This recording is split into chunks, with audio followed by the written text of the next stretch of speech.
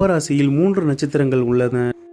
அவிட்ட நட்சத்திரம் 3, 4 பாதங்கள், சதயம் 1, 2, 3, 4 பாதங்கள், பூரட்டாதி 1, 2, 3 பாதங்களும் உங்கள் ராசியில் உள்ளன.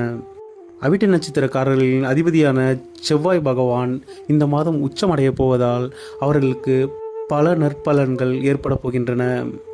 சதய நட்சத்திரத்தின் அதிபதியான ராகு பகவான் குருவின் பார்வை பெற்று தன் சுயசாரத்தில் பயணிப்பதால் இந்த நட்சத்திரக்காரர்கள் ஆசைகள் நிறைவேறும் மாதமாக இந்த மாதம் அமையும்.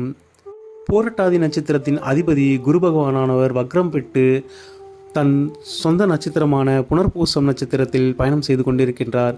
எனவே பூரட்டாதி நட்சத்திரக்காரர்களும் நல்ல பலனையே அனுபவிக்கப் போகின்றனர். இந்த மாதத்தில் தை 22, 23, 24ஆம் தேதிகளில் உங்கள் ராசிக்கு சந்திராஷ்டமம் ஆகும். இந்த சந்திராஷ்டம தினத்தில் பயணங்கள் மேற்கொள்வதை தவிர்த்து விடுங்கள். தவிர்க்க முடியாத பயணங்களை மேற்கொள்ள வேண்டி இருந்தால் நீங்கள் பயணத்தை மேற்கொள்வதற்கு முன்பு ஒரு தேங்காவை எடுத்து உங்கள் பூஜை அறையில் விநாயகருக்கு முன்பு வைத்துவிட்டு செல்லுங்கள்.